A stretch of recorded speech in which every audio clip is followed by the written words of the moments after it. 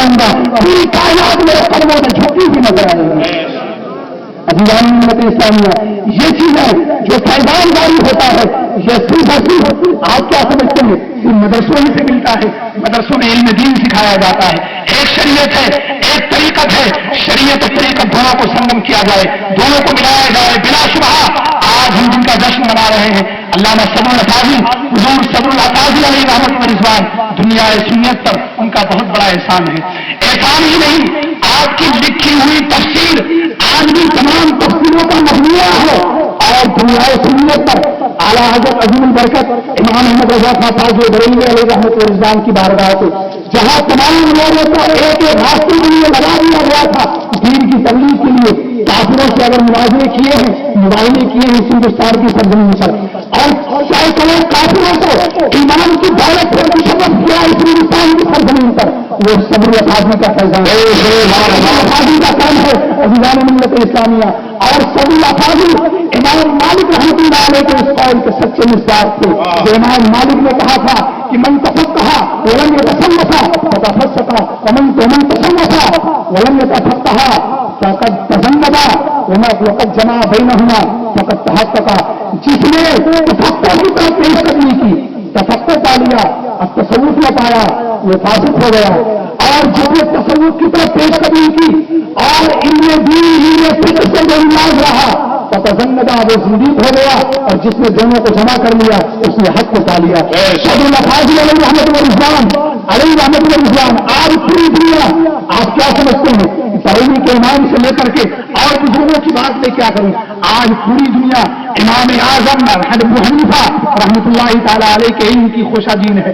شرق سے لے کر کے غرب تک, چاہے کوئی حنبلی کہلائے اپنے آپ کو یا نہ کہلائے, مالکی کہلائے یا نہ کہلائے, شافعی کہلائے یا نہ کہلائے, پوری دنیا پر امام اعظم کا سایہ جیسے کل فیض جاری تھا آج بھی امام اعظم کا فیضان جاری ہے, قیامت تک جاری رہے گا. کیوں؟ اس لیے وہ کوفہ میں بیٹھ کر کے ان کے سمندر بہاتے تھے. ان کا خزانہ کوفہ کی جامع مسجد میں بیٹھ کر کے بہاتے تھے.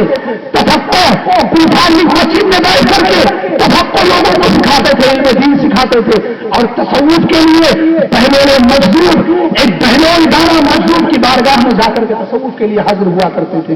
امام شافعی, آج پوری دنیا امام شافعی بڑے امام ہوئے اور ان کے ماننے والوں کو غور کرنا چاہیے.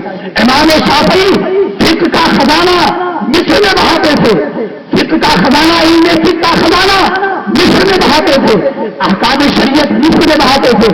لیکن تصوف کے لیے امام شیبان راوی کے قدموں میں جا کر کے بیٹھتے تھے, ایک اللہ کے ولی کی بارگاہ میں جا کر کے بیٹھتے تھے. امام حنبل, آج پوری عرب کی دنیا حنبلیت کا دعویٰ کر رہی ہے, لیکن ان لوگوں کو غور کرنا چاہیے. امام حنبل علم کا خزانہ, فقہ کا خزانہ, علم دین کا خزانہ بیٹھ کر کے بغداد میں بہاتے تھے, بغداد کی جامع مسجد میں علم دین سکھاتے تھے. لیکن تصوف کے لیے بشر حافظ ننگے پاؤں چلنے والے فقیر کے قدموں میں جا کر کے بیٹھتے تھے. لوگوں نے پوچھا حضور شرق سے غرب تک لوگ آپ کے علم کے دیوانے ہیں, لوگ آپ سے مسائل شریعت جاننے کے لیے آتے ہیں.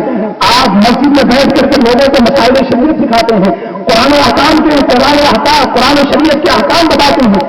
آپ اس ننگے پاؤں چلنے والے دیوانے, اس ننگے پاؤں چلنے والا دیوانہ جو فرزانہ بھی نہیں ہے, بشر حافظ کی بارگاہ میں کیا کرنے کے لیے جاتے ہیں؟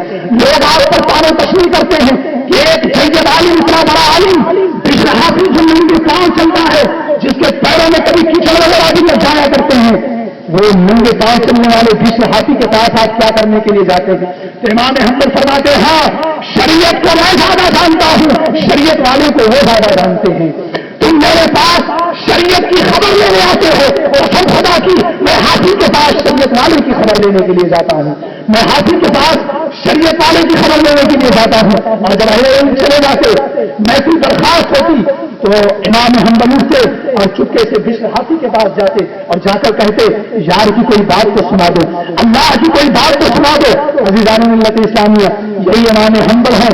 آج کی ہمشیرہ اپنی پہچان کرائے بغیر, اپنا نام بتائے بغیر ایک دن امام حنبل کی بارگاہ میں آتی ہے اور آنے کے بعد ایک مسئلہ پوچھتی ہے کہ میں سود کاٹتی ہوں, رات کے وقت شاہی جلوس نکلتے ہیں, مشال دربار ہوتے ہیں, اور شاہی جلوس نکلتے ہیں، بادشاہ کی سواری نکلتی ہے، تو شاہی جلوس کی روشنی میں جو مثال بردار ہوتے ہیں، اس جلوس کی روشنی میں جو اس روشنی میں سود کاٹتی ہوں، اس کی کمائی میرے لیے حلال ہے یا میرے لیے حرام ہے؟ اللہ اکبر! یہ سوال سننا تھا کہ امام احمد بن حنبل کے روم پہ کھڑے ہو گئے اور فرمایا خاتون مسئلہ بعد میں بتاؤں گا، یہ بتاؤ کہیں تم امام حنبل کی ہمشیرہ تو نہیں ہو؟ اللہ اکبر!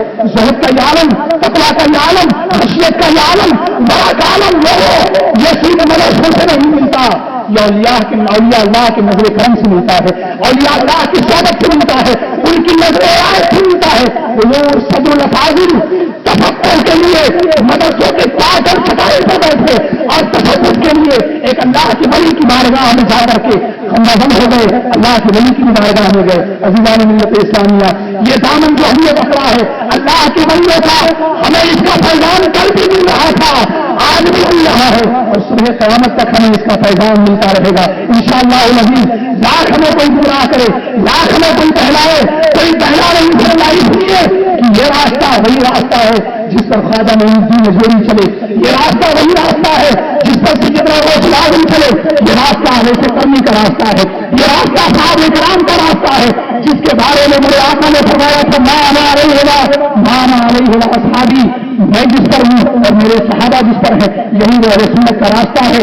یہ ہمیشہ ہر حالت میں مضبوطی کے ساتھ دامن میں تھامے رہو، ہاتھوں میں سمیٹے رہو، انشاءاللہ دنیا کی کوئی طاقت تمہیں گمراہ نہیں کر سکے گی۔ اللہ تعالی ہم سبوں کو سیدھے راستے پر چلنے کی توفیق عطا فرمائے۔ السلام علیکم